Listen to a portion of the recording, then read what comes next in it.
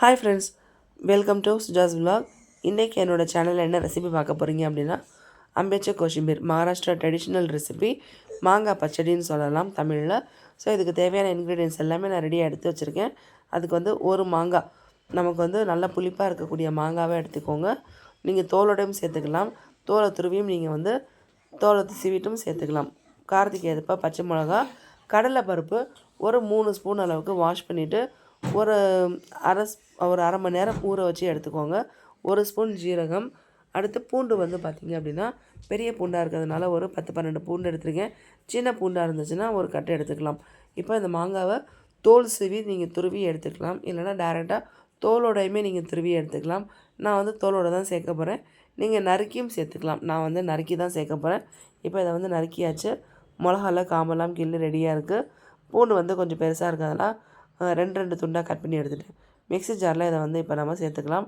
First பச்சை மிளகா நல்லா கிள்ளி போட்டுக்கோங்க. அடுத்து பூண்டு, நெக்ஸ்ட்டு ஜீரகம், அடுத்து மாங்காய். இது மாதிரி 1 பை 1 சேர்த்து அரைக்கணும். இது எல்லாமே நம்ம பச்சையாக தான் சேர்க்கணும். இதுதான் ஆக்சுவல் டேஸ்ட்டு, ஆக்சுவல் ரெசிபி. இதை நீங்கள் வதக்கியோ வறுத்தோ செஞ்சீங்க அப்படின்னா ரியல் டேஸ்ட்டு உங்களுக்கு கிடைக்காது. ஸோ மகாராஷ்டிராவில் இது வந்து ரொம்ப ரொம்ப ஃபேமஸ். இது நீங்கள் கண்டிப்பாக செஞ்சு பாருங்கள். இப்போ இதை நம்ம வந்து கொஞ்சம் அரைச்சி எடுத்தாச்சு. இப்போ மீதி மாங்காவை சேர்த்து அரைச்சிட்டு இப்போ நம்ம என்ன பண்ணுறோம் அப்படின்னா, ஊற வச்ச பருப்பை நம்ம வந்து சேர்த்து அரைக்க போகிறோம். தண்ணி எதுவுமே சேர்க்கக்கூடாது, வெறும் பருப்பு மட்டும்தான் நம்ம சேர்க்கணும். டேஸ்ட்டுக்கு தகுந்த மாதிரி உப்பு. இதை நீங்கள் நல்லா போட்டு அரைச்சிக்கணும். தண்ணியே சேர்க்காம தான் அரைக்கணும். இந்த மாங்காய் வந்து பார்த்திங்க அப்படின்னா கொண்டுட்டு வந்து அடுத்த நாளே செஞ்சாச்சு. பட் நான் ஃப்ரிட்ஜில் வைக்காமல் மாங்காய் வெளியில் வச்சதுனால அது கொஞ்சம் சாஃப்ட் ஆகிடுச்சு. அதனால தான் இந்த மாதிரி நமக்கு கொலப்பாக இருக்குது. பட் ஆனால் நீங்கள் ஃப்ரிட்ஜில் வச்சிட்டிங்கன்னா கெட்டி ஆகிடும். ஸோ உங்களுக்கு நல்லா பச்சையாக ஃப்ரெஷ்ஷாக வாங்கிட்டு இருந்த உடனே செஞ்சீங்க அப்படின்னா உங்களுக்கு நல்லா இன்னும் கெட்டியாக இருக்கும். ஸோ இது வந்து வெயில் நேரம் அப்படிங்கிறதுனால ஒரு நைட்லேயே உங்களுக்கு வந்து கொஞ்சம் சாஃப்டாக ஆகிடுச்சு மாங்காய். அதனால தான் உங்களுக்கு பார்க்குறதுக்கு இந்த அளவுக்கு ஈரப்பதம் இருக்குது. ஸோ இது ஆக்சுவல் ப்ரொசீஜர் வந்து உங்களுக்கு முடிஞ்சிருச்சு. இதுதான் மாங்காய் கோஷிம்பீர், அதாவது அம்பேச்ச கோஷிம்பீர் மாங்காய் பச்சடி. இது நீங்கள் சுடு சாதத்தில் போட்டு பிசைஞ்சு சாப்பிட்லாம். நெய், நல்லெண்ணெய், எண்ணெய் எதுவுமே தேவையில்லை. டைரெக்டாக சூடாக இருக்க சாதத்துலேயும் சாப்பிட்லாம், ஆறின சாதத்துக்கும் சாப்பிட்லாம். அதே மாதிரி எந்த வெரைட்டி ரைஸாக இருக்கட்டும் எல்லாத்துக்குமே சைட் டிஷ்ஷாக யூஸ் பண்ணிக்கலாம். மெயினாக பழைய சாதத்துக்கு இப்போ வெயில் நேரத்துக்கு அல்டிமேட்டாக இருக்கும். தென் வந்து தோசைக்கு, இட்லிக்கு நீங்கள் சைட் டிஷ்ஷாக கூட வச்சு சாப்பிட்டுக்கலாம். சப்பாத்திக்கு எல்லாத்துக்குமே. ப்ரெக்னென்ட் லேடிஸ் எல்லாத்துக்குமே வந்து மாங்காய் சாப்பிட்றதுக்கு ரொம்ப விரும்புவாங்க. அவங்க வந்து மெயினாக இதை நீங்கள் செஞ்சு சாப்பிட்டீங்க அப்படின்னா டிஃப்ரெண்ட் டேஸ்ட்டாக இருக்கும். சாப்பிட்டுக்கிட்டே இருக்க தோணும். பட் வந்து யாரும் சாப்பிட்டாலுமே அளவாக சாப்பிடுங்க. ஏன்னா நம்ம எல்லாமே பச்சையாக சேர்த்துருக்கோம். தென் காரம் வந்து அதிகமாக இருக்கும். பச்சை மிளகா சேர்த்ததுனால ஸ்பைஸியாக இருந்தால் அந்த சட்னி, இந்த கொஷிமீர் வந்து ரொம்ப டேஸ்ட்டு நல்லாயிருக்கும். அதனால தான் அளவாக சாப்பிடுங்கன்னு சொல்கிறேன். ரொம்ப அதிகமாக சாப்பிட்டாலும் ஒன்றும் ஆகாது. ஸோ ஒரு சிலருக்கு வந்து ஏதோ பண்ணுற மாதிரி இருக்கும் வயிற்றில்.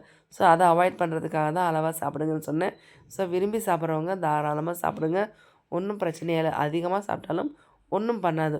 ஸோ இது வந்து ரொம்ப டேஸ்டான ரெசிபி, ரொம்ப ஹெல்த்தியான ரெசிபியும் கூட. மகாராஷ்டிரா ட்ரெடிஷ்னல் ரெசிபி அம்பேச்ச கோஷிம்பீர் உங்களுக்கு ரெடி ஆகிடுச்சு. மாங்காய் பச்சடி.